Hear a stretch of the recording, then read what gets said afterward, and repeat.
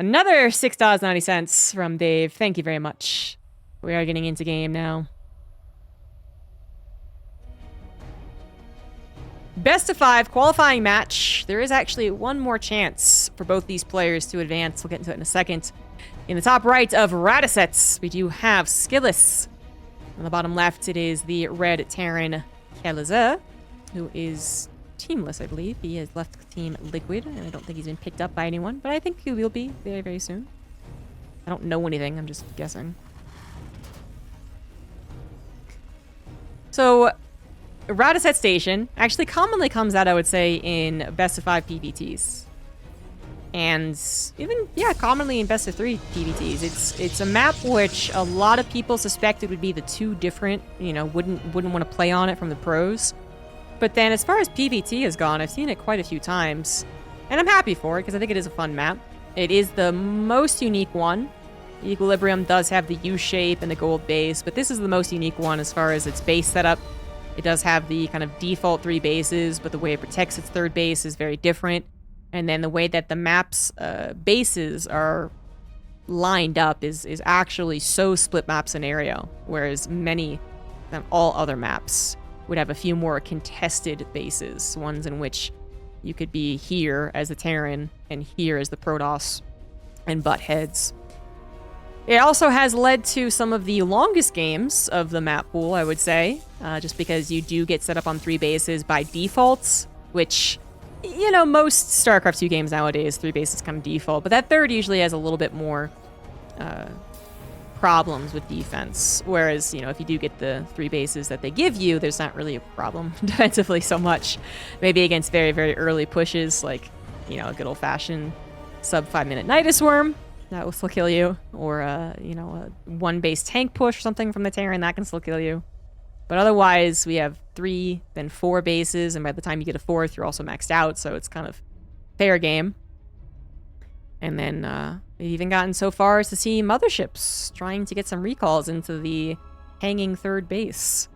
So it's just been a lot of late-game PvT. Honestly, sometimes the first 8 minutes of that type of setup can be boring, let's be real. But the good news is, if it is that type of game here today, after the first 8 minutes, it kind of gets kind of exciting. There's a lot of movement on the map and attempts to catch people off guard. Thank you, Kiwi, for the gifted sub once again. So we have a Robo coming out first and foremost from SKillous, which is unique. Kelazhur is going into a fast third CC, kind of offsetting it because the minerals are still there. As it is so fast, he has not had time to get the miners on top of the minerals. Very rarely have ever called the workers miners, but there we go. And so this is the greediest build realistically that a Terran could do. I'll always give a shout out to Marine King, because he could and would go 1 Rax 3cc. But that was also pre-Legacy of the Void, so I don't know how that affected things, but 2 barracks, 3rd CC is basically the greediest. There's very little defense, strong defense, in a build like this, because you don't have anywhere close to a critical mass of Marines. The factory, at the very least, gives you strong individual units for the early game. Eric's not so much. But if your opponent is expected to do the same thing or a similar thing, or just generally be more of a cautious, defensive, greedy Protoss, or middle-of-the-road Protoss, which I think SKillous is a little bit more so, then there's no problem with this build. There's only gains. And since Kelazhur is actually the one who has more of the notoriety for being an aggressive player, you know, he's getting the one-up, I would say, on SKillous. To a degree. It is Radicets, and even an aggressive Terran will often go for a fast third setup. Something that this fast Robo from SKillous has scouted. It's just not the typical build to get aggressive with. Theoretically, you can get a Warp Prism and a Colossus on this side of the map, and if there's no Starport, there's actually some real credit to that. But, you know, it's pretty rare. So, SKillous kind of has to just accept that he is later to the third base, but the confirmation on the third base that he got pretty swiftly here. He's going to do a Colossus drop. Warprism's already out. Means that he doesn't have to have any stops on his probe production. He doesn't have to have any Chrono Boost not on probes if he doesn't want it. He doesn't have to worry so much about being, broken on these 3 bases either when the Terran army does come across the map, because it is a very solid 3-base setup. And Stim Combat Shield Bio is always scary, but without Medivacs, it's unlikely to come across the map. It can, just a little less likely. I do love that he went for a Colossus drop. I think to accept that you can't do anything is actually wrong. Like, it wouldn't be unexpected, I guess. Like, I could see a lot of other Protosses just going, oh, shucks, well, at least I get to now be unfazed.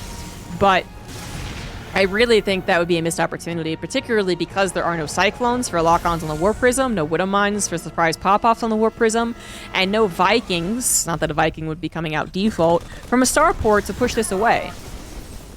You know, the worst thing you gotta consider is that Stim is done. So they could Stim underneath your Warp Prism, and you need to be on top of your control, but you should be.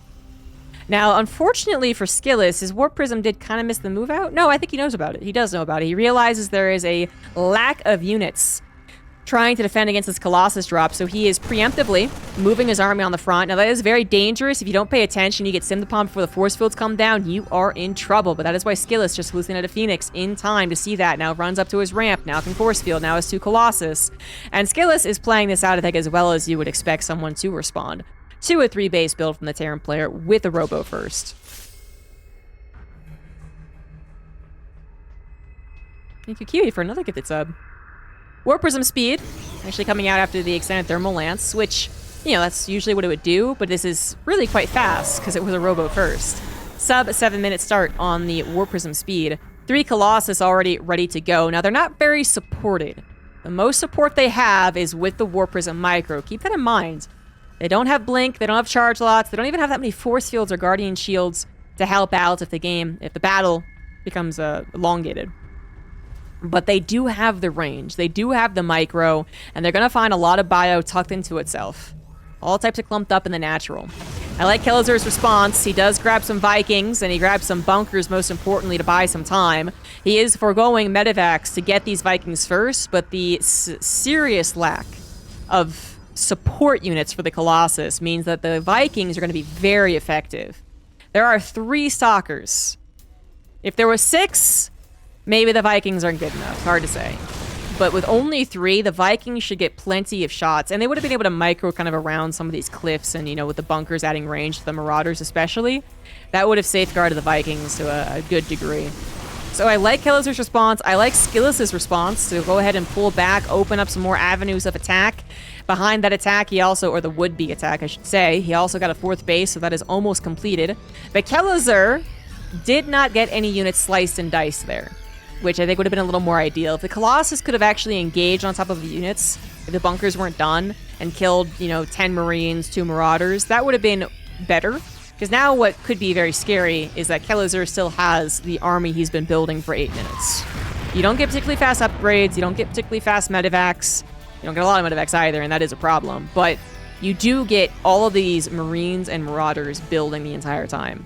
So that eventually when you do arrive on the Protoss side of the map, you have a lot of shit. Decent upgrades too. 2-1 started up here for Kelazhur. Skillous also now working on 2-1, so they'll even up soon enough. Ghost Academy is being gotten by Kelazhur as he does look towards just perfecting the one-punch Terran army. Skillous takes a forward gold base Nexus, which can be a little dangerous, especially as the army of the Terran gets more and more confident being out in the field. If it can get a partial surround on the Protoss army, we know how troublesome that can be for Skillous. That's so many Marauders. That's 24 Marauders. Imagine they come in on this side and this side of this crack. I don't know what to call it. That is scary shit. But Kelazhur, I don't think this is the move, man. This is not going to turn out very well. 4 Medivacs of units are now gone from the defense. Definitely do not take the engagement. Go back into the hole, man. Bunker up back in your natural, because otherwise, missing 4 medevacs worth of units takes away that partial surround I was talking about. But now that he has done that, now that he has realized he is being engaged upon, he is going to pull back to his natural. Is that going to be good enough? A couple of Wood Mines pop off on the Zealots, deterring SKillous, also realizing that he's being dropped upon. He goes for the recall. Colossus out vulnerable, grabs one. Will not grab anything more. 18, 20 SCVs are going down. That's actually the real power play here for SKillous. The War Prism was able to drop off some Zealots, and 20 SCVs going down is painful. Without the War Prism successfully bombing the SCV line, this was a wash, I would say. Because SKillous still has a gold base 4th, so losing a Colossus there wouldn't have been the biggest of deals. I love that he mined out this base to connect his 4th a little bit more. Otherwise, it really is quite by its lonesome. Kelazhur still has 4 medevacs, but he is being scouted by the Xel'Naga, actually. They have more defense in the hanging 3rd as well, and in fact, these medevacs are not paying attention. Kelazhur was trying to move out. Does manage to save the majority of his army. And now his 4th base is also moving out, so losing 20 SCVs, it does hurt. That has interrupted what was otherwise a perfect flow while they read into the upcoming engagement possibilities. And now he's had to remake them. But fortunately, having to remake them while you actually have your 4th command center is way better. So Kelazhur still can, well, I was going to say could replace them or could just get more maxed out and still have a solid economy with triple mules being dropped down. He managed to get on the map without SKillous knowing, and that is a dead 5th base. Was that his 5th or his 4th? Regardless, that was a dead Protoss base. And now Kelazhur, once again, looking for that partial surround. He's got EMPs to help out as well. Vikings, beautifully positioned. Army on the backside coming in, too. And that's not something that SKillous was expecting. He did not realize how surrounded he was going to be. And Kelazhur pounces. It's all over in the blink of an eye as Disruptors get gunned down. That is a rather stimmed up army, but nothing to chop it down. SKillous caught in the wrong position, urgently trying to defend the base that was already killed, not realizing how much of an army was still left over and still reinforcing. Hindsight 2020, but if he had just let that one go, if he had said, oh, I wasn't in position, that sucks, and then waited for confirmation on the army positioning of the Terran, he still has this huge army. He still has an army that would win in other scenarios, I would say, and would be supplemented at this point by Disruptors rather than having them gunned down in the front lines. The amount of stimming happening for Kelazhur is the only reason this is looking close. The lack of medevac energy on the front line units is causing their deaths, but SKillous needs so much more time to actually recover the supply. He's still down by 30. The Disruptors aren't getting the shots. This one will not either, although at least they are living. And SKillous does have a lot of gas in the bank. If he could build up a couple of more Archons, the EMPs are running out, but that is the question. Can he get that time? Disruptors trying to find a sneaky angle are instead found out. At least I assume that's what they were trying to do. 5th Nexus is reestablished. SKillous trying desperately to come back in this game, and he is making some headway because Kelazhur's army was so injured. The Stalker Warpins are particularly beautiful for that time. And again, the Archons coming in as the Ghosts have not reinforced is also a good maneuver there from SKillous. Perhaps he actually has a second chance in this game. +3 attack almost done for SKillous. He will have an upgrade lead at that point. No, he will not actually. Just kidding. +3 attack also finishing for Kelazhur. They've been neck and neck on the upgrades. Observer finally taken down, so SKillous has once again lost track of the army. He does have some sights on the left side of Void Ray as well. What the heck? And so he is still mining nicely from there, but Kelazhur continues to expand to his own 5th. On location, too. Disruptors now in the number of 3, or 4, actually, are looking a little bit better as far as time buying goes. I still don't know if they're going to get the shots, but they should be able to buy a little bit more time. Help SKillous hold on to this 5th base. Medevac energy is still questionable as well. That has been the biggest problem, and is the biggest problem for Kelazhur. If he had 8 medevacs instead of 6 instead of 4, so on and so forth from the beginning of this almost win for him, I guess, then I think he actually has one. So many of those frontline units would not have been stimmed to the red. They would have been stimmed to the orange or yellow, whatever, and that would have been a big difference. That is so freaking dangerous. SKillous had built a decent number of stalkers that are looking at your army, and that's when he decided to build up the medevac drop. 1 medevac without units inside does get sniped, But as the rest unload, that is too powerful of a Terran force, especially now that EMPs are now involved once again. Kelazhur also picking up on what SKillous was putting down. Archons as the savior. EMPs will pop them easy peasy. Just got to get them on the front line. So he's back up to 11, about to be at 14 ghosts. But now it's not the Archons. They have been a successful bridge for the defense for SKillous. Now it is about the Disruptor count and whether or not the Disruptors can get a good hit and gain some momentum, get Kelazhur falling back to his base, you know? If they can do that, then SKillous will have room to breathe and room to play around as well. But that's when Kelazhur should absolutely be thinking about a second starport, not just for more medevacs, which he still needs. He needs to get the freaking upgrade. That's what he needs. He needs the upgrade. He needs the Caduceus reactor. But also for Liberators. A lot of Chargers coming on the north side, but separated from the rest of the army. They get EMP'd and destroyed. Archon's getting EMP'd as well, and that leaves only Stalkers and Disruptors. One Disruptor shot finally popping off. Second Disruptor shot also gonna pop off! And the third one is gonna help clear up some Widow Mines. SKillous finally getting exactly what he needed, and now maybe with some more reinforcements, he can actually push this army entirely back. There they are, the Charge Lots come in, the Stalkers blink forward into the Widow Mines though. Ouch! And that Void Ray comes in perhaps with an F2, but it's actually surprisingly useful. SKillous still finding himself down 20 supply.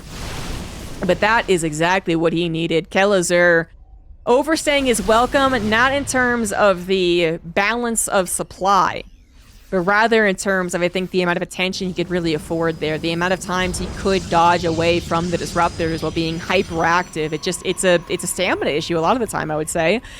Obviously, the attention issue can eventually get to anyone, even a guy like Kelazhur, who's a very, very fast player. Some Widow Mines somehow got all the way to the right side. I guess they were being rallied there, and maybe they were missing from the fights. But they do try and make themselves useful. This is not the most useful use of them, though. I know that was redundant. Shut up. 3 probes went down, and that was it. If the Widow Mines were still here creating a line in the sand, that'd be a lot of time that SKillous had to take to actually clean them up. And even though it wasn't all 7 or 8 Widow Mines, the 3 Widow Mines that are there do still pop off. Give a little bit of an alert to Kelazhur as well, so he knows to skedaddle. Kills the Nexus, and will go ahead and leave. Thank you, Kiwi, for another get this up. 7 probes now having gone down, but overall, SKillous on 5 bases, 66 probes. Is not a terrible position. Also having evened up the upgrades and then getting that shield as well, so he has like better upgrades. Disruptor count at 6, about to be at 8 too, but there is Kelazhur's transition over to Liberators. It is not as fast as you would want. If the Liberators were there on this fight before the Disruptors got the shots, probably game over for SKillous. He would have been on his own, back foot against sieging Liberators, and I don't know if he would have been able to stop that. But they are coming out, and they are still I would say, the game-winning moment. If they can get on the offensive, which Kelazhur is back on it, he's got SKillous back again on his own side of the map. If these Liberators siege up on one of these chokes, or just are involved in the fights, plain and simple, then they will be probably too much to handle. When the Terran transitions to Liberators, the Protoss has got to have the map control, or it's got to have Tempests. And Tempests are not going to happen anytime soon. So the map control is really necessary, and SKillous, despite the Disruptor shots, was not able to really hold on to it. Kelazhur is back in with a 20 army supply lead, taking care of Zealots, really burning into SKillous' mineral bank there. That was so many Zealots that took a very inefficient trade, I would say. Although they do manage to push it back. That was just sheer numbers, though. High Templars coming in once again to fill the gap of supply, but we still have six ghosts is basically enough. Even though the EMP has been nerfed and nerfed, sure, but it's still enough to blanket a Protoss army, I would say, as long as you don't miss micro. I love the addition of the Colossus, something that's stable, adding in damage, especially if you have an overstimming issue once again, but the medevac count's looking much better. If the fusion core is done, I would love to see Caduceus reactor, honestly. It's like a Kelazhur upgrade to me, because he does tend to overstim sometimes. The Liberators are sieged up, the EMPs do go down, and this is just one heck of a messy battle. SKillous trying to go with a blitz tactic to win out here, might have done so. Supplies remaining oddly even, but the Liberators are back up and sieged, and that will force the Protoss army back. But the Disruptor shots, once again getting some good hits, a fast pickup there, saved some Terran units. But that was an overall better trade for SKillous, I guess. Not by super lots. That's a 10 supply difference. That's SKillous barely winning out right there, thanks to the Disruptors getting the shots. What a wacky fight that was. SKillous, fortunate, I gotta say, that +2 ship weapons wasn't done. If that was done and the Liberators were sieged and the Stalkers were EMP'd, Liberators one-shot the Stalkers at that point. It's insane. But +2 ship is still not done. About 30 seconds to go on that one. SKillous trying to make some headway to gain that map control back. Also trying to get another base. He replaced his 6th that was killed earlier on, is getting to a 7th. Kelazhur has been on 5 for a while and really is needing that 6th up soon. Both of them not building a tremendous bank.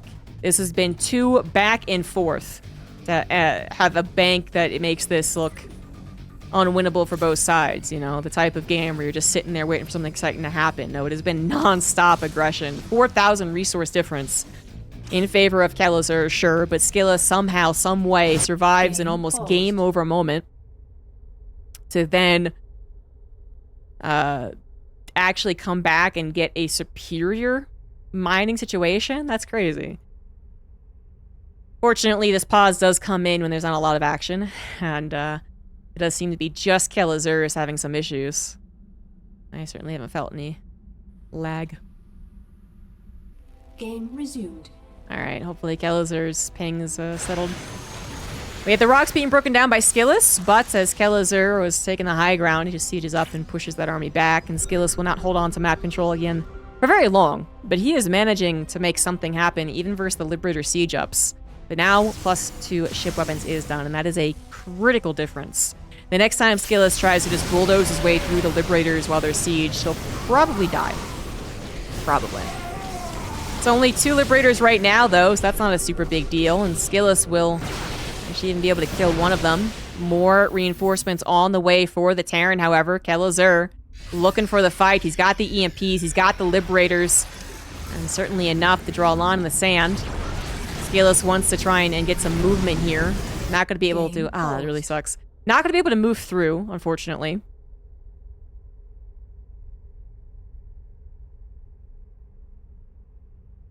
But this is exactly the type of moment that SKillous needs. Not the pause, sorry, but the position that he needs. He needs to be forcing the C-chop. And then every time there's a C-chop, he can disrupt their shot and blink. Hopefully you don't kill your own Stalkers, of course. But then you disrupt their shot to push away the bio and blink forward to kill the Liberators, you know, 2 at a time. That's the only way to start culling the Liberator numbers.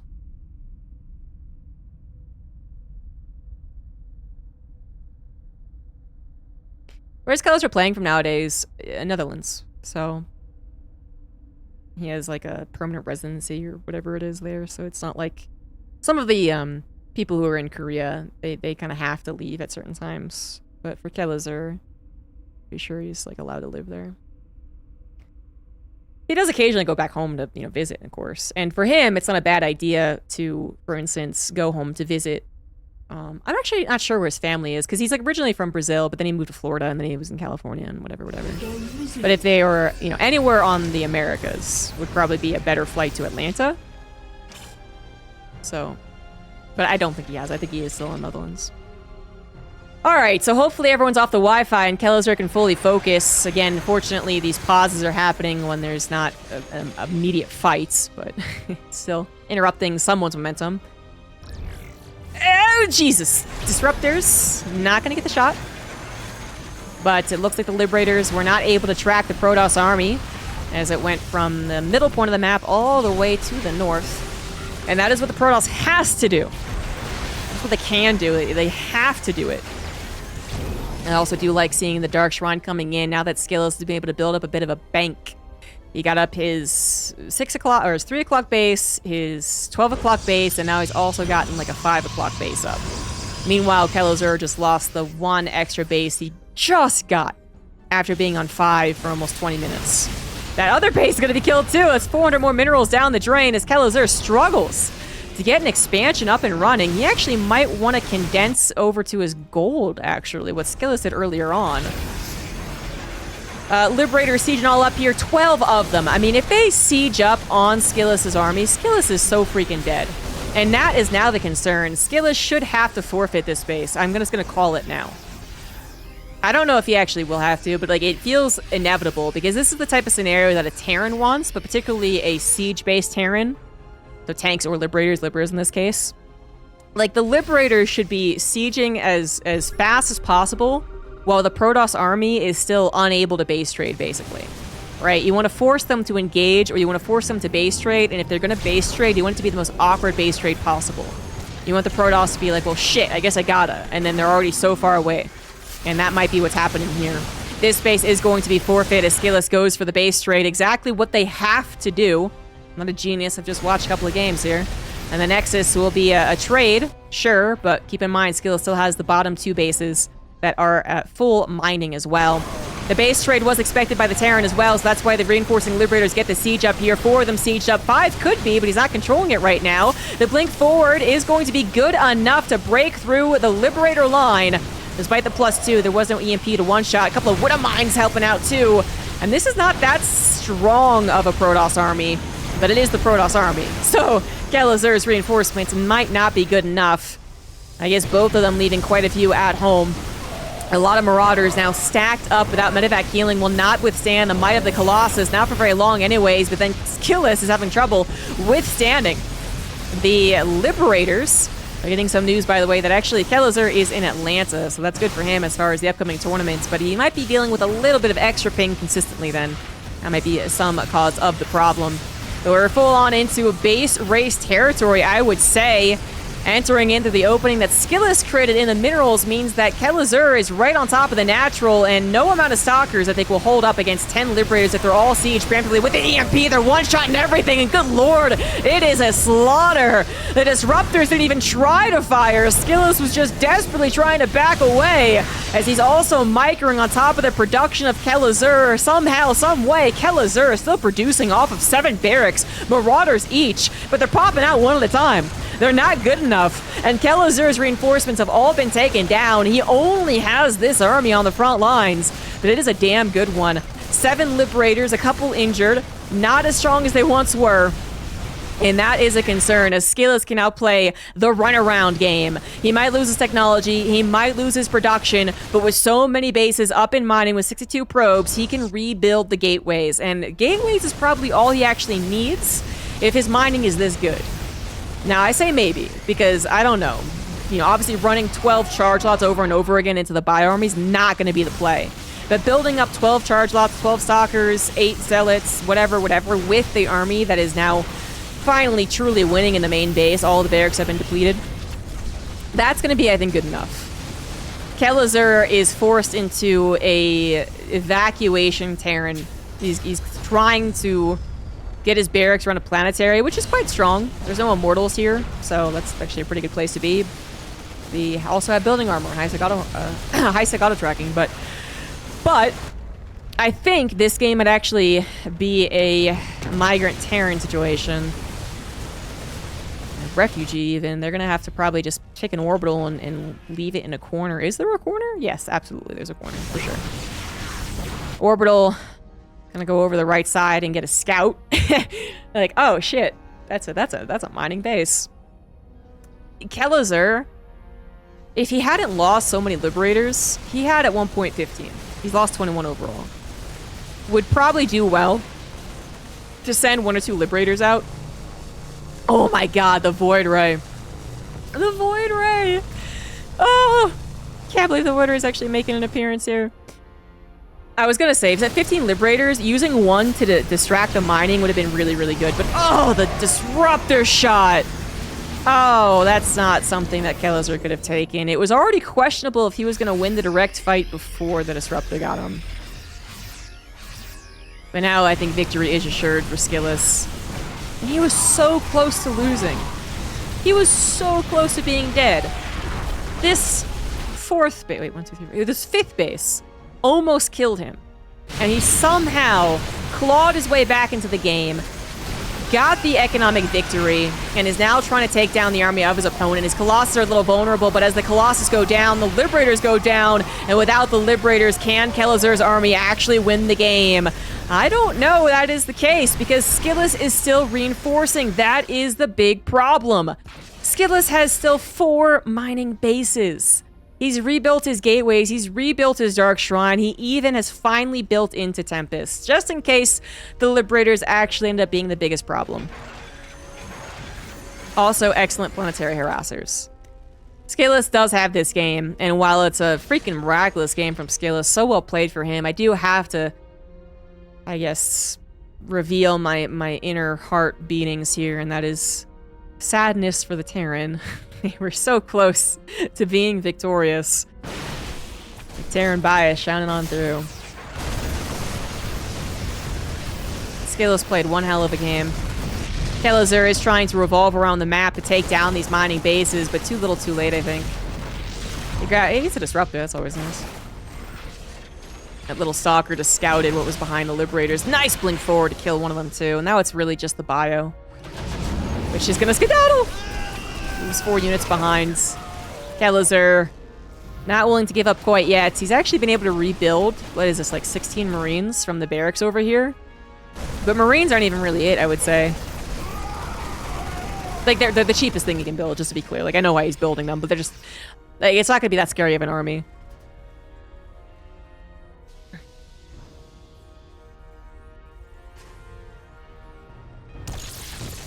Now the Tempest are showing themselves. Anytime they forward, though, there's no Marauders. There's nothing to kill the Disruptor fast enough with the range. Actually, was more so the issue. But I think he's dead either way. GG's.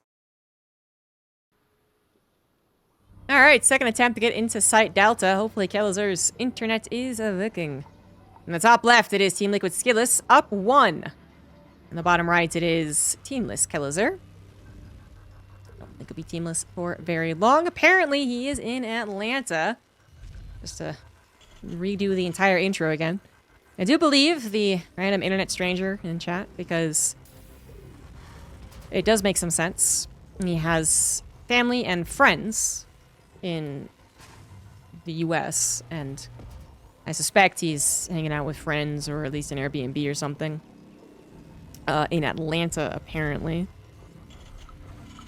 Not bad. He'd, at least go visit his folks or something to be in the same hemisphere as the upcoming DreamHack Atlanta, which we're actually technically supposed to call the EPT StarCraft 2 Masters Winter at DreamHack Atlanta. There we go. SKillous does have a fast probe out in the map. I think that might have been why our admin was talking about perhaps recovering from replay. But I think this probe is just to scout for any potential proxies from Kelazhur. And otherwise, it's just there to harass. So nothing cheeky. But I missed something else, though. But both players agreed to a remake. There was nothing they cared about in the first 30 seconds of that last game. So SKillous is also going to DreamHack Atlanta, apparently. Just looked up the player lists, which is pretty cool of him to be able to do so. He does have the first... I don't know if it's the only, but it was the first Dutch esports player visa. At this point, both players, I guess, a bit of a world traveler situation going on. A little more for Kelazhur, and a little more, forced for SKillous, unfortunately. Kelazhur being brought up in Brazil, and then moving to Florida, then hanging out in the root house for a long time in California, I believe. Lived in the Netherlands, lived in China for a while too. Has stayed in Korea for, periods of times. But he has been in the Netherlands for 5 or 6 years at this point. So usually this would be a perfectly even server situation and probably some better, more dependable home internet. But if Kelazhur is in Atlanta, which sounds reasonable, then yeah, there might be some issues. Clearly they are. I hope they are something that can be fixed. 2 probes going down, and not a surround from the remaining probes. Means that Kelazhur should be able to live. That's 2 shots on the Reaper. Ah! Stop in a shoot. So word was going to kill him, but it does live. Got a full scout too. Saw that it was a Stargate, and that's pretty much the most important thing for the Reaper to do. By the way, regen kicking in, so it is another 2 shot. And the Reaper will live. The drama. Can't get enough of it. Little adept harassment. That's why I wasn't back there helping out against the Reaper. Doesn't do a whole lot, but a little SCV. Mining distraction. Always useful. I was going to say, I'm pretty sure the units do not beat the Adept there. I like that he's attempting it, though. No! Go back in! Back up! It's 2 Adepts now. But now it's also a Cyclone. At least one of the Adepts no longer has a Shade, so... Okay, well that was pretty quick, actually. It was also pretty quick to die regardless, and the lock-on now happens pretty much instantaneously after, so 1 dead adept, 1 half dead adept, 2 Marines and NSCV go down. A little tit for tat for the probes going down too. Phoenix to start things off for SKillous. Phoenix, not Oracle. So Phoenix Charge, Phoenix Colossus. What's it gonna be? Thank you, Julian HG2G, for the tier 1 sub. Kelazhur did go into a 2-1, sorry. Now he's building up the starport, so that was pretty key that he had the factory for the Cyclone to help out. Otherwise, just pumping out Marines after waiting for all the add-ons can further delay your mining. These 2 adepts take on a few number of Marines. And it could have been an Oracle, too, is the other thing. Phoenix not often going with the adepts to cause hubbub in the natural. There's just 1, you know, Phoenix doesn't really add very much, but 1 Oracle with 2 or maybe 3 adepts, that's a classic attack. So if you were only on Marines, it might be a struggle to have enough to defend perfectly. But it's turned into a 2-1-1 setup as the Phoenix are now in good enough numbers to try and harass, but oh boy, I didn't realize 3 Cyclones were made. That's quite a few.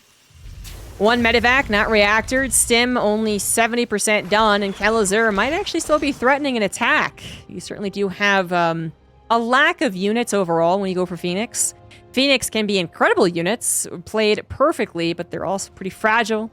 Obviously, they've got a constrained energy limit, which can be problematic. For instance, you kill these Marines and this Marauder, which Marauder's pretty good. But then maybe you can't lift the Cyclones, and you wonder if I have enough on the ground. Fortunately, SKillous took out units while keeping all of his Phoenix alive. And the medevac is stalled out here. There we go. And this was really, I think, the part that SKillous maybe forgot about as he was tracking the army. It's going to turn really awkward, too, because there's no recall in the main. Even if there was, recalling Phoenix on top of Marines is always questionable. You might lose 1 or 2 even if you do kill the medevac. Good micro so far, but there's only so much more the Marines can do, but they have now opened up the opportunity of the Cyclones to get on top of that 3rd base, and SKillous being hit in 2 places at once is having some trouble. That just can be a vulnerable aspect of this opener, especially if there aren't shield batteries. If there's a shield battery in the main, this is no problem. The shield battery to 3rd, not necessary, actually, but, you know, it still would have been easy peasy. Instead, we did have 8 probes go down, and the Phoenix are going to start going down as well. At least 1 of them does. 2 very, very injured. Medevac manages to escape safely into the awaiting arms of the Cyclones. They've gotcha. It is going to be Phoenix Charge, which Kelazhur should have picked up on with the lack of gases. Actually, he never scouted the natural, funnily enough. But would he see the Twilight Council? He saw the Twilight Council. That's even better. That's even better. So he knows that it's Phoenix Charge. It is going to be that +1 armor coming out first as well, which... Actually, I've seen a lot of, like, the, oh, who is it? Like, Firefly. There we go. Like, Firefly has actually been going for +1 attack, regardless of it being a charge lot-based army. That was interesting. The +1 armor ensures the Zealots will get all the wacky whacks on top of the Marines, as many as possible before they actually get deleted. Counteracts that +1 attack from Kelazhur. Kelazhur's internet, by the way, seems to be okay.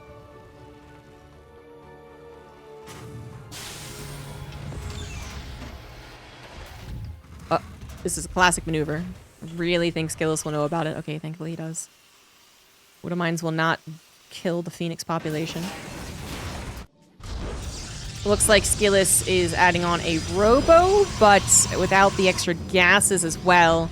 He's not yet truly intending to move away from the mass charge lot. Maybe an Observer or a Warp Prism will pop out of this. And then eventually, Colossus will be the transition. Okay, Robotics Bay is coming down. Kind of like sneaking it in, you know, while making sure the emphasis is still majority on charge lots to defend any of the attacks that Kelazhur might be planning. As they did just move across to the south. Looks like they grabbed 1 Phoenix before SKillous paid attention. But without a lot of aggression headed towards SKillous, he needs to play this balancing act well. If there was a non-stop aggression from Kelazhur, then you kind of have to go for the charge lots, and as many as possible, and even try and get an overwhelming aspect of them.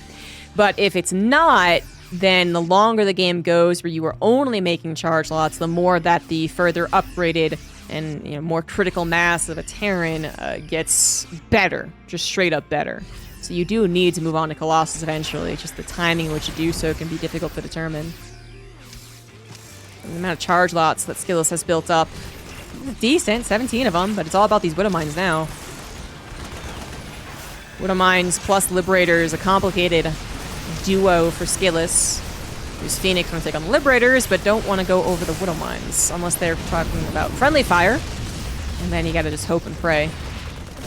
That evac drop was thinking about going into the natural. There are so many Widow Mines in play, but maybe the third base is going to be better. Those Phoenix are locked in the main after all, so the third base is going to be the target. SKillous just has to accept the damage he has taken. Lost the Cybernetics Core, lost the Gateway, rebuilding it as fast as he can, but here come the Widow Mines, and uh-oh, SpaghettiOs! Thought he was going to be a little late to the pool. Manages to mitigate the damage somewhat. 7's decent, but all 4 Widow Mines will be taken down, and the position of Kelazhur is going to be removed as he realizes he might be overstaying his welcome. He might have seen that Colossus pop out and realized that he needs to be a little careful, needs more reinforcements before feeling utterly confident about his attack. That probe came across the map, actually sees the reinforcements. Kelazhur should know that was probably putting a proxy pylon, but at this point in time, not determined to do anything about it. Another probe off to the left for another pylon. There's all the scouting coming down that can be done, and now the Liberator is sieging up on this choke with the Widow Mines. Good lord, those Zealots getting deleted is a pretty powerful maneuver. The Phoenix gonna try and go for the friendly fire, but I believe the Widow Mines have mostly already fired. 2 more available, but the Phoenix do not get the friendly fire they were hoping for. The Colossus do remain standing, which is the good news, and a single lone Phoenix will help take care of this last Liberator, but meanwhile, Widow Mine drops in the main base did just kill 19 probes? Really? Holy shit. Wait, what? Really? Is that why 19 probes went down? Good lord. They must have been stacked up for some reason. Maybe that was just oversaturated. That actually probably was it. It was oversaturated because SKillous can't get a 4th base, but whatever it is, more probes are going down, and Kelazhur is up 70 supply. So I think he does have this game. It's going to tie up the series 1-1. Now it's SKillous' turn. Can they never surrender? There's a surrender. Kelazhur ties it up 1-1. And I'm starting to sweat about the time that I have here. We go into Golden Aura for our 3rd game. In the bottom right, it is SKillous. In the top left, it is Kelazhur. That is actually a very, very fast probe. Some Protoss do this. Try and get the probe on this side of the map for the most harassment possible. I think is just the case here. Of course, they also get the fastest scout possible. But the point more so is that it's not because they're going to proxy something. Sometimes it is. Not this case. Very, very, very early probe harassment. It's going to scout that Kelazhur is not going for any proxy. Kelazhur certainly known for throwing 1 or 2 in. Cheeky best of 5.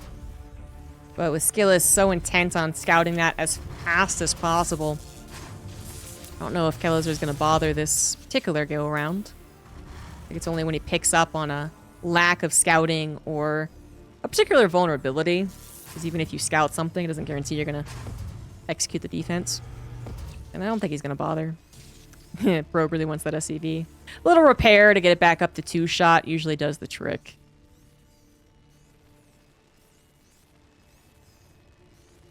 This probe harassment is just so annoying.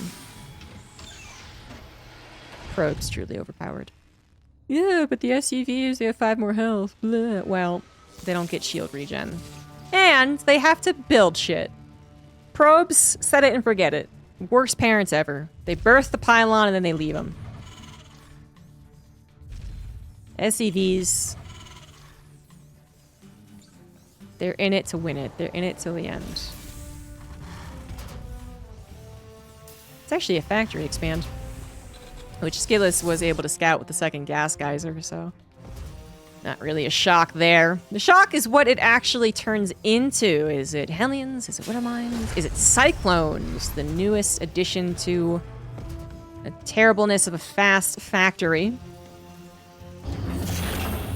So it's been lovely seeing Protoss sometimes guess wrong and mishandle the defense. One Reaper, that's all. Then there's a reactor for the barracks, and I'm guessing going to swap over with the factory. So it's a little more awkward. The barracks is put back there probably to help facilitate the defense of the probe harassment, actually. Which, ha! Nicely done.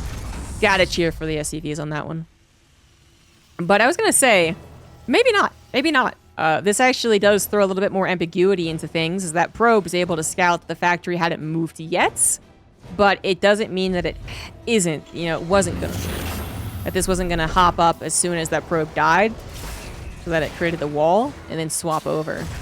So a couple of Marines into a Cyclone could have... Well, the Adept's going to scout this now.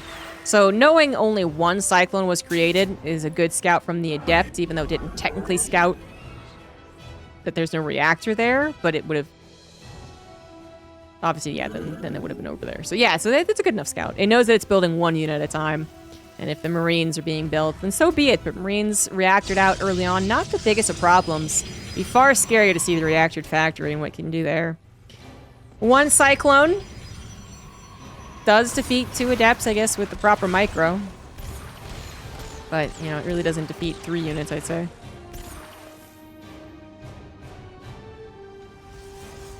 Two Cyclones, just a handful of Marines, and a medevac? Oh, that might be a little bit different, especially with the micro of the medevac in play. SKillous is trying to get up to Blink, but that is far, far away from finishing. If you knew you were going to be attacked in the early game, shield battery. You know? You're trying to min-max in a good old game of StarCraft 2. Sometimes you figure you don't need it. Why waste time to minerals? It's no problem. It's fine.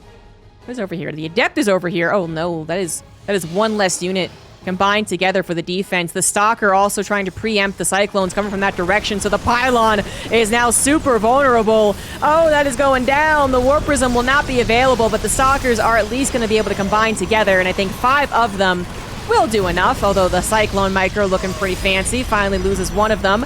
Having already taken down a Pylon, taken out a couple of Stalkers, taken out a couple of probes as well, I would say this is an effective opener for our Terran. As things could still also be done. Cyclone is very, very injured, but just got another Stalker. Will help kill this last one and can get back into position to be microed. But the medevac is now injured, and that will be the sign for Kelazhur to leave. Blink being done is a little concerning, but the medevac might just be able to skedaddle. The successful skedaddle. Successful skedaddle.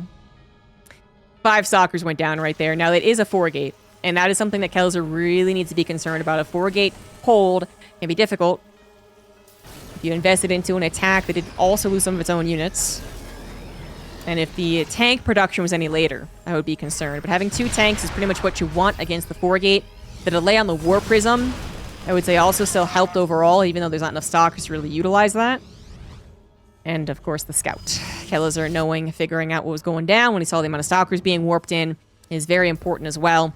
Tank is protected a little bit here, so I don't know if the blink forward is going to be the option. Warp Prism also gets locked on, but thank goodness it's the new Cyclone, which has less of a lock-on range. Adepts in the natural looking to friendly fire on top of the SCVs and then get the last shots on them if they can. I think literally only 3 SCVs went down, so that's not too bad. And the 4-gate has not worked. SKillous took too much damage in the early game. Kelazhur didn't give away too much army to do that damage in the early game. And as such, Skillous's 4-gate doesn't look like a 4-gate. So he moves on, which is the right call. His 3rd base is about 60% done. His Warp Prism is now heavily injured, so no further SCV damage, which I do believe Skillous needs. Skillous is in some trouble. So the Dark Shrine comes down, because that's what you do. Charge coming down as well just makes sense after Blink. But the Dark Shrine, a little bit of that win behind situation, for sure. 3 tanks available, single medevac, an SCV for repair, which I think could just be brought in.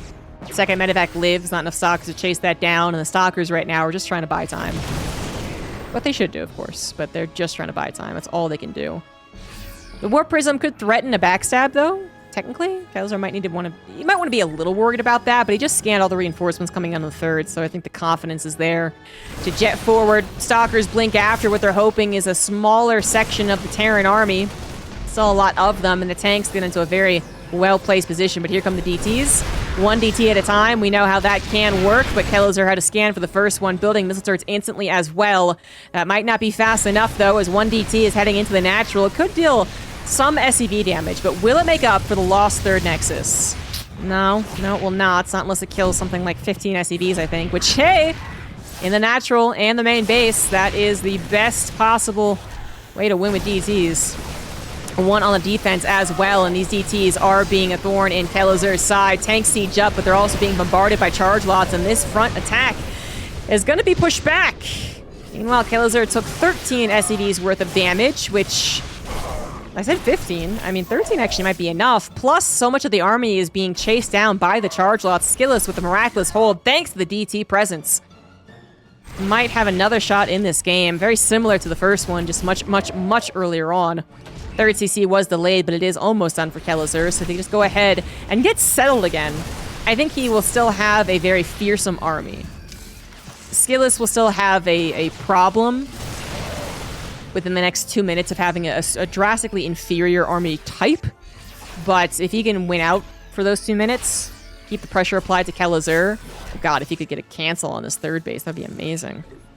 And then he might just be able to get a third Nexus, a Forge, and perhaps enough charge lots to actually combat a mid-game Terran. Because I don't know if he can make his way up to, you know, Storms or Colossus. Trying to break a defensive Terran is difficult when you are based on charge lots for the most part. Almost reached too far forward to grab the Observer. Now grabs it, saves the Medivac, but it's out of juice. Couple of Marauders going down to that lone Immortal. SKillous having the army supply. Gonna try to win the game right here, right now.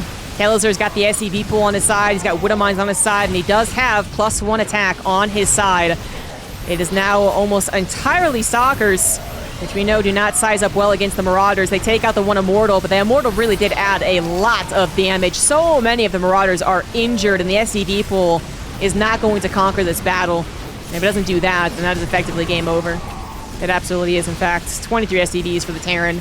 Things went to shit pretty quickly for Kelazhur. Freaking DTs. Freaking DTs. Doesn't want to give up because he does have his third CC done, but he was kind of close to, I think, hitting the number of Terran units he needed to actually win out against this basic Gateway army. I think he was kind of close. If he was fully healed with 2 more Medivacs of energy, 8 more Marines, and 2 more Marauders, I think that fight with the SCV pool goes really well for Kelazhur in terms of the army supply. Then it's like a 50 army supply versus 36 or whatever. And then there's a little bit about the counterattack and the back and forth and what can he do with the main army, but that wasn't even possible. We lost the economy and he lost the battle. So of course, that ends with a game over.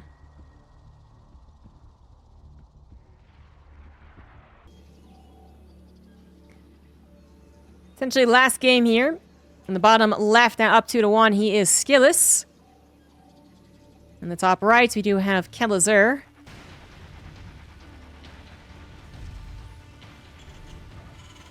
Kelazhur got into a pretty even great position in that last game. Dealing damage while basically nullifying the 4-gate. Should have put him into a very winnable position, but kind of the perfect storm of events for SKillous. The DT timing and the ability to make as many DTs as he did before he was, under too much pressure. So he made 4 in total. He made 1 that got on defense and died instantly.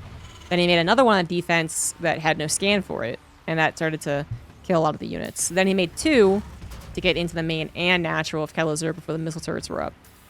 The timing on any of that is different. The resources on any of that different, so you can't get the extra one on the main, you can't get the extra one on the defense. And I think that game might still be Kelazhur-sided. Only natural under attack, maybe it's 8 SCVs killed, less lost mining time, less hubbub, third CC isn't delayed, all that, right? 1 less DT on the defense, and, the only one that was made gets killed. Literally, the Nexus on the natural might also be under fire. And then it's a Kelazhur on 28 SCVs, but 3 CC versus 1 Nexus even. So that's it's a big difference. It was a big, perfectly timed situation there. Hindsight 2020. I think Kelazhur, I'd say that just falling back next time that happens would be the better play. Kill the Nexus, fall back. so that all your attention could be focused on keeping the amount of SCVs alive that you can in the main and natural, and then you don't lose your army. Because if you pull back immediately after the third Nexus is killed, SKillous doesn't get as much of a chase going. He doesn't use the second DT to defend. He hasn't built up charge quite yet. So you get to escape with at least a good army supply, so that the conundrum is still army quality of the Terran versus economy of the Protoss, right? But Kelazhur literally lost both sides, so both army and economy.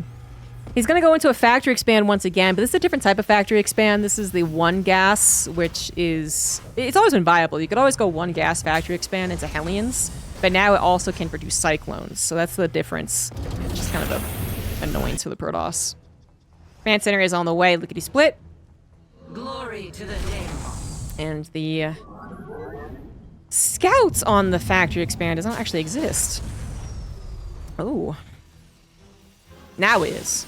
Now they know. And that could be Cyclones, that could be Hellions. The Adept will have to stick around to find out, and if it sticks around, it's going to die. But with the factory expand, you do have to be extra wary about the proxy starport, and that's exactly what Kelazhur is doing. SKillous looks like he's sending his Adept down to the most typical spot for the proxy, as opposed to sticking around to sacrifice itself for the Hellion scout. Because it could be 2 Hellions and 2 Widowmines too. It doesn't guarantee that it is the drop, but it absolutely is. And right now, SKillous does not know that. He does not know that for a fact. You guess it, you can be wary of it, but he doesn't know it for a fact.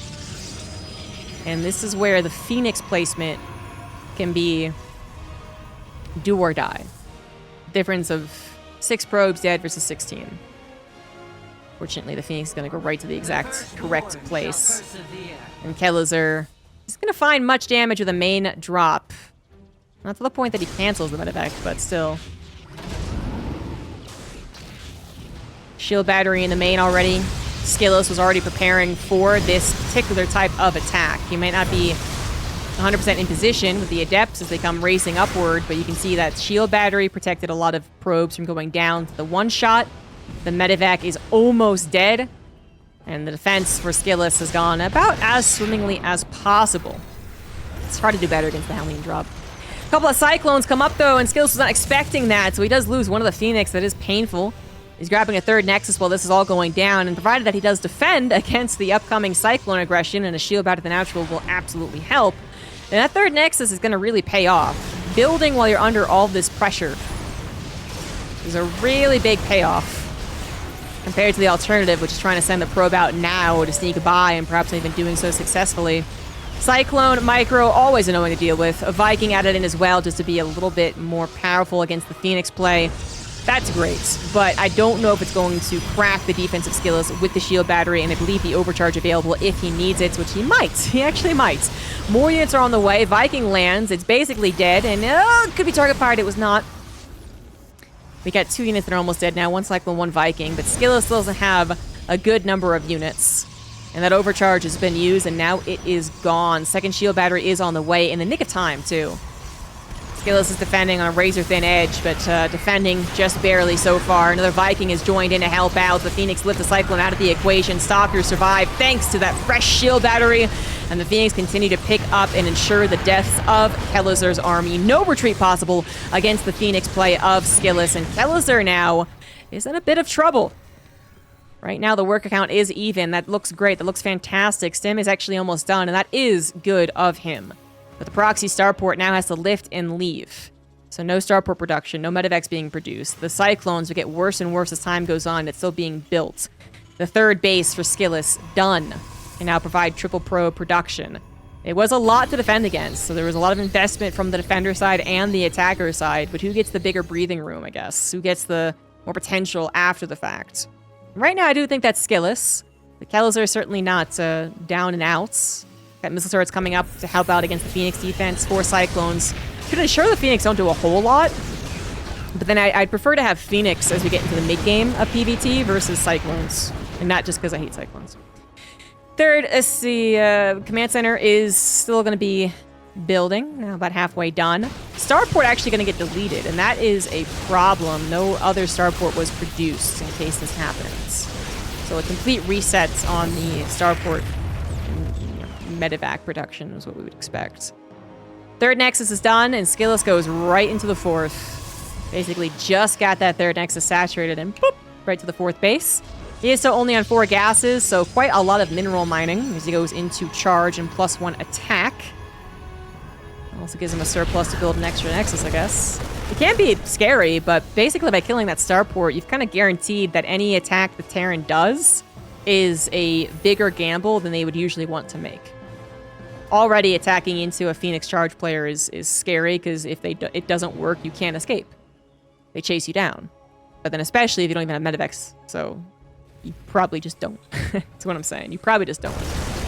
You do not move out without the medevacs.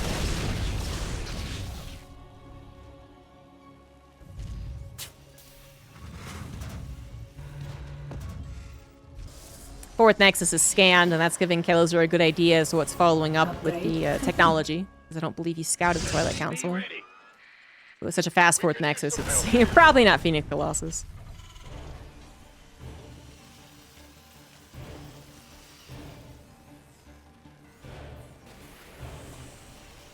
It is going to get into Colossus, however, as SKillous doesn't really have a reason to stay entirely on charge. He can't go across the map and win with all charge lots, and he doesn't have to worry about an immediate attack. So once again, you're trying to walk that tightrope, which is now like a 4-foot wide tightrope. You know, it's not as complicated as the last game. Or the game before that. Was. Game before that. A lot of pylons coming up to act as... not detection. Surveillance. Let's go with that one. He only has one observer. And he's trying to build up the Colossus now, so... Not going to have enough observers to place every which way. Just the one on top of the army, which Kelazhur has yet to scan. Pretty typical location for it, so I wouldn't be surprised if he does scan it, just not now.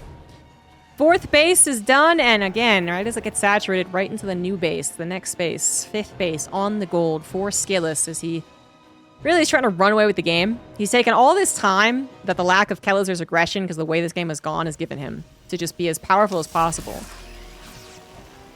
Kelazhur, not having the medevacs initially, not having, you know, a lot of bio as a Cyclone focus for a while, is not attacked. But again, you are building an army. When you are ready to go out in the map, that's what I said in the first game, you are ready with a lot of bio, a lot of Marauders. And the Protoss player absolutely still has to give credit to that. They might have gotten the superior economy. They might have even gotten superior upgrades, double forge, although not the case here, not yet anyway. They might have gotten to the, you know, Colossus. They don't have a direct answer. There's no Vikings on the field. That sounds fantastic. But if they get surrounded by Marauders, or just concaved upon, they could still die. War Prism also was misrallied by the looks of things. It was very clearly in vision of Kelazhur and not controlled, so that's a bummer. SKillous will not have that to depend on to buy more time, as he is he's actually kind of in a weird position. Some of his zealots are just used to kill the rocks. Does he have enough on the front lines? And oof, this is a position that has caused some weirdness in the past. The Zel Naga now pushed past, as it looks like SKillous thinks he's got a chance, but does he actually? So much of the army on the left side, those upgrades also having kicked in for Kelazhur, but not for SKillous, and that was a misread on the side of the Protoss. This is now danger zone as the Colossus are going to be gunned down, and that's just too much terror, and we're going to get into it 2-2. Unless SKillous can once again come through with the miracle hold. He did it in the first game, can do it again here. He has so much economy, so much mining, and he could have so much production if he doesn't just send it face first into the bio over and over and over again. The other problem of the first game was that Kelazhur was being overstinned, which might once again happen. Another stim will put him into the red for a couple of these units. Medevacs are almost dead, almost out of juice. Disruptors this time, gonna get a shot off. There could still be a hold for SKillous. The army is so freaking injured that while the Disruptor is obviously one shot no matter what, we could even be talking about one shot from any of the charge, any of the Stalkers if they ever get warped in. Not quite here yet, but there we go. The charge comes in. So many units over-stimmed. Another stim on top of that. That Colossus should be killing so many units, which is a simple swipe. But Kelazhur is determined to win the game right here, make up for the mistake of the first game, and I think he's actually going to be able to do it. The Colossus, a lone standing Colossus, will not hold against the Terran army this time around. But Disruptors are here. Charge lots come back in. The Nexus has fallen, and SKillous is down. A lot of workers now, as this fourth base will also fall. Fifth, actually, sorry. Third Nexus is up to the top. SKillous, you know, if he had... I actually wonder if he had built Colossus. You know, it was one of those situations, again, where it's primarily the Terrans overstimming that was going to hurt their chances to win right there. I actually wonder if SKillous had been building a second Colossus, either decided to at the moment, or was just building it because he was still building Colossus. Either way, if that was a second and third Colossus, not one Colossus with 2 Disruptors, I wonder if that would have done it. Because 3 Colossus, consistent damage across the board, would have been so devastating to the Red Marines and Marauders. The Disruptor just isn't the same. The Disruptor is the one hit. It gets it great. Doesn't get it shit.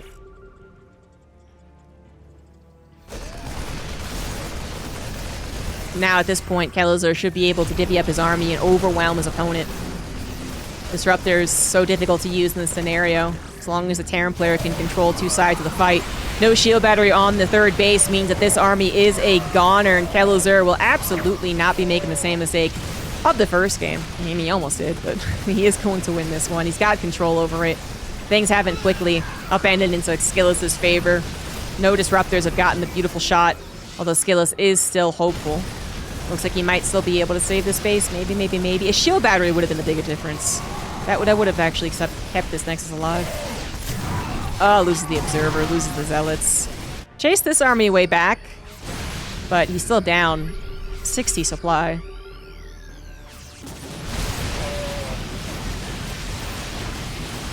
There it is. This might just be it. Maybe, maybe, maybe. Disruptor's coming in, but that third Nexus is dead. Kelazhur, meanwhile, on 4 bases, continuing his upgrade. Skillous had also managed to fit in a +3 attack. I mean, he really was in a prime position to play out the game. Like, he wasn't able to make this comeback happen, which is what I've been talking about for the last 2 minutes. Great, fine. Kelazhur does take the 2-2, evening up the score. But don't forget that Skillous was once again in a good position, much like the first game. He had the economy and the army that did fine in a mid-game PvT if it was appropriately... Not micro isn't the right word. Appropriately placed. That is to say, they don't let the Terran get that concave. They don't let the Terran get the jump on them. And I think Skillous was more than aware of that. But he misjudged how much army was actually on the front lines. Because that reinforcement that came in from the left at the exact time that Skillous dedicated to the attack just sucks. You're just like, oh shit, well I didn't expect that. Although I would say even then, I'm not sure that was the attack to do. Because even though that left side army came in to further the concave for the Terran, the right side, despite being clumped and a couple of force fields were kind of like messing with it, it obliterated the right side army. Because the upgrades were at 1-1 versus 1. So I'm not even sure that was good even before the reinforcements came. But yeah. Not that Skillous isn't aware of this weakness. It's just that Skillous thinks he can, you know, do some things, and then Kelazhur and good old Terran just go, surprise, sucker! Thank you, Divinesia, for the raid. Seems like the other match is done. Let's check to see who won. Got down to the wire, and Spirits was able to win out versus the Korean. Classic. Classic has one more chance to win. The loser of this Game 5 has one more chance for the 7th qualification spot. Thanks to Cyril winning both Summer and Winter Regionals.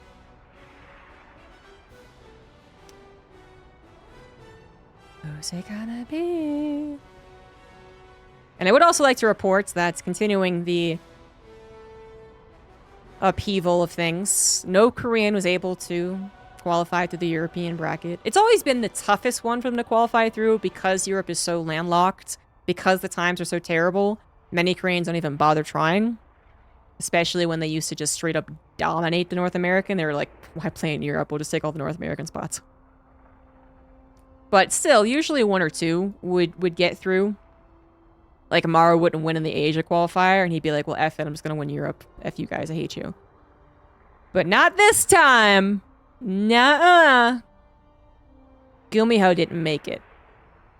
Jeshi isn't Korean, he's Chinese, but he didn't make it. Bunny didn't make it. Classic didn't make it. Not yet, anyway. I should say. to be super clear. Classic does have a chance against either SKillous or Kelazhur, whoever loses here.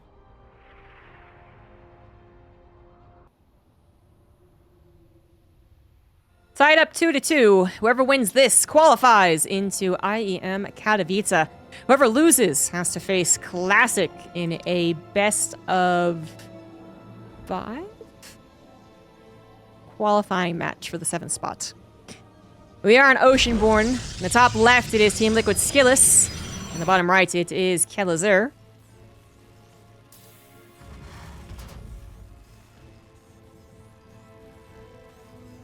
It does seem like it is... well... You know what it seems like? It seems like it's difficult to really summarize the way the series has gone. At times, SKillous has looked like the more proper player. You know, like he's gotten into the proper Protoss positions. Say that 5 times fast. He's got his proper posture and his proper Protoss army and economy, and then he maybe, you know, kind of arguably flubs it. He's a little too aggressive with his army. Doesn't realize exactly the circumstances of the upcoming battle. That was his 2 losses, honestly, it was. No, wait, he won the first one. That was his almost loss, I should say, so... Never mind. One loss was not like that at all. But the first game of the day, he did almost straight up lose because he did not realize the true extent of the Terran forces coming at him. And then that did, in fact, kill him in the last game. But then, other times... Obviously, when he makes that flub, that's bad for him. But then there's also times where he might look solid, but Kelazhur looks even solider. More solid. So... But then Kelazhur has the same thing, where he gets into a good position, but then kind of arguably flubs it. The DTs is what I'm thinking of right now. So it's like, I don't think either player has really shown us that kind of cliche, oh, well, if only they were a little bit luckier today, or, you know, were a little more on point, or, you know, whatever it was, they would have won all 5 games. You know, like, I don't actually think that's the case. They both made really good moves, and they've both made fairly big mistakes. So... Slabanaka from the beginning. North America will be happening this weekend, guys. If you want to watch whoever doesn't make it through today, they will be going up against the seeded America's players. Keep that in mind on Sunday. But anyone who didn't make it through Asia or Europe can try again in the Americas. Kelazhur has gone for a factory expand, high ground command center. He's got a 2nd barracks on the way. Last game did start with a... I mean, it was a failed Hellion drop as far as just the Hellion drop, but the follow-up Cyclone shenanigans are really difficult to determine. Again, so much has to be made in that defense for the Protoss, and so much has to be committed for the offense of the Terran. But even though I would say, again, SKillous had a lot of potential following that opener, you know, potential is one thing, executing is another. So that's why I'm like, the Hellion drop itself was meh, but the Cyclone follow-up was okay, and then obviously Kelazhur won the game regardless. But he is changing things up, definitely not proxy starporting. He is, in fact, factorying. The Adept's gonna scout that. Oh, and barely survived. Thought she was gonna give up her life for that one. Blink is on the way for SKillous in this game. He has swapped between Stargate and Twilight Council openers. He did have a Robo, actually, in the first game. So he's done all 3 major tech options for the Protoss. No true cheese, I would say, coming out from either player. Depends what you think about Starport Alien drop. SKillous knows about the high ground command center, knows about the Cyclone. He does not know if the factory has maneuvered onto the reactor. That can happen, but it does not. And he doesn't know about the absence of a starport. The fact that it is a faster stim already building Marauders. SKillous' 3rd Nexus on the way means he is not going to be aggressive with the Blink, which didn't net him any rewards as far as the 4-gate went in the 3rd game today. But that's because it went so topsy-turvy to begin with. Like, I don't blame the 4-gate for the reason it didn't work, I guess. But to then pin all your hopes and dreams on the 4-gate for your final match here, yeah, I don't think that's a SKillous maneuver. That's a Max Pax maneuver. The 3 base up to the Colossus. Very safe way to play here. An Adept somehow got in the main of Kelazhur. Whoops, a daisy, and that's gotten the full scout. That was otherwise missing from the opener. He would eventually put 2 and 2 together just with the placement of the army. The Stalker's now tracking it now, but whoops, that's a little awkward. But still, the Adept getting up on in there and seeing everything's always nice. Kelazhur does not have a starport still. Is he going to pull the SCVs? Without a starport, I actually would have expected an SCV pull. Not all your SCV pull, to be clear, but, you know, like 6 being pulled into this. Okay. Starport will eventually come down when he can afford it. This is a very fast push. Even if it is medevac list, that is the reason you do it. Shield battery's not done. Immortal did pop out, but no Guardian Shield now that the Force Flood has been used. And that lack of shield battery is really the most damning thing here as reinforcements continue to come in. SKillous just does not have a lot of units, and frankly, the unit that he's trying to get to, the Colossus, is not looking so hot against the tanks already pre-sieged. The amount of Marauders also added in means the Colossus isn't the... I mean, it's effective, but it's not the most effective when it gets in range. It still has these Marauders to burn through. This is actually very scary. I think Kelazhur has chosen a very good build against what SKillous has played. That third Nexus was Sacrifice. There was nothing more SKillous could do to try and save that.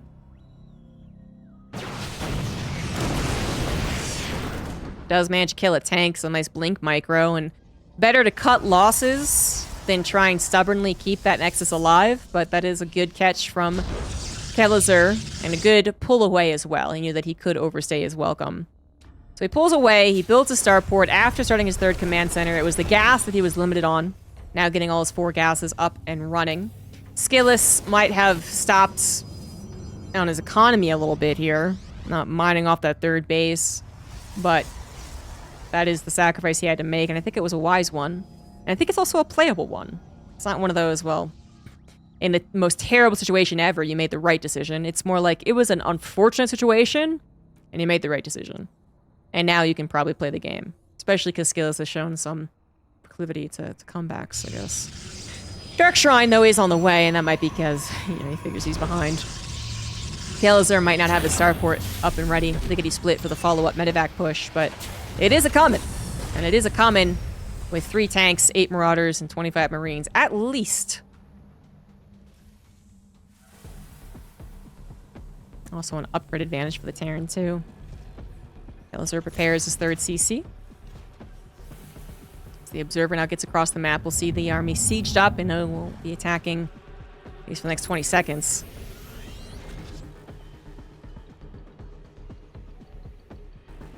Forge is done for SKillous, but has yet to even start that +1 attack, so he's going to be down on upgrades for quite some time. The armor of the Terran is already halfway done. 2nd Robo coming down now for SKillous as he also starts to add in Disruptors after 2 Colossus, now 3. I think he is absolutely realizing that while the decision he made was the best one, and it's not an impossible game to win, he does have to make a comeback. So the Dark Shrine comes down, and the emphasis on units that don't need upgrades, right? The Hail Mary unit as well is the way to go. There are other avenues of comebacks. There's the choice to be super greedy and try and fit that in. You know, a 4th base being done already and trying to fit that in before you die.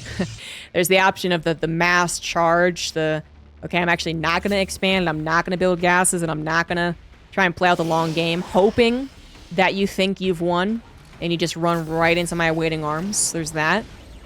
But I think as far as the straight and narrow, respectable way of a Protoss to try and come back, this is it. A little positioning with the Colossus and the force field, but it is just positioning, because you cannot take on the army. So it tries to dissect the army. Doesn't really work out. Warp Prism, however, gets a couple of Zealots dropped.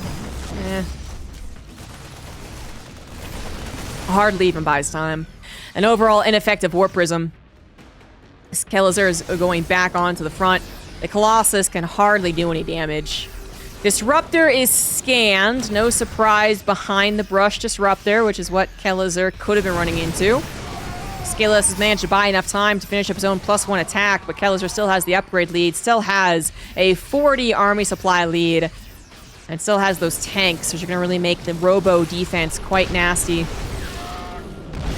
This is when you would want to have 20 charge while it's coming on the backside, you know? Instead, you got your whole entire army in a blob trying to run into tanks that are already sieged. That is tough.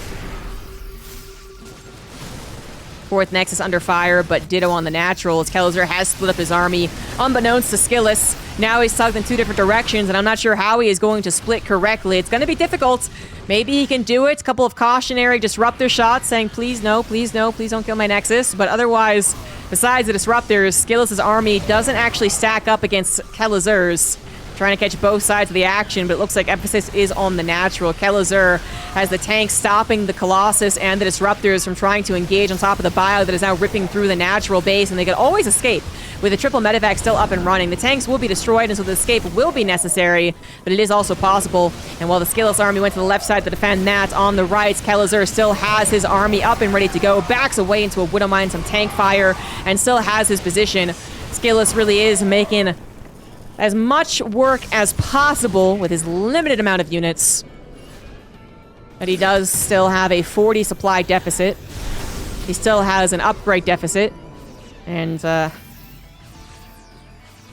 surprisingly, doesn't have a base deficit. Kelazhur is actually only just building his 4th, so I guess keep that in mind. But SKillous is still in trouble, make no mistake. Also had a depowered robo, which he really does need. Recall is fortunately available. Is it a good recall? No, it absolutely is not. Oh, God. What even was that? Oh, geez, no one looked at that. Fortunately, that recall wasn't just worthless as far as letting all the units die on the recall, but now there's a recall. Now there is no recall for what could be another reason to use recall. The army is awfully stemmed once again for Kelazhur, but these stalkers are not able to stand up against marauders, even unhealed. And more of the army has to move over, which of course SKillous knows. As soon as he does that, this army comes over on the right side. The disruptors are just out of scan range, so maybe some surprises could come in. Nope, Kelazhur is paying attention while also dropping into the main base of his opponent. Gonna try and focus fire on the rest of the disruptors, and he is successful. And that is all the disruptor shots gone. And without the disruptor shots, SKillous will not be winning this game. It is over. Kelazhur clawing his way back here, getting us to Game 5, and we'll be taking Game 5 for the qualification into IEM Katowice, while he also prepares in Atlanta for DreamHack. What a boss. What a god. SKillous does have another chance, but he will be facing Classic in a PvP, which he lost earlier on in this bracket. GG's. Good luck to Kelazhur in Katowice, coming up in 2.5-ish months. Good luck to SKillous, who has one more shot in the European server to qualify. Perhaps he can do a better job versus Classic in a best of 5. And he does have North America to try again as well.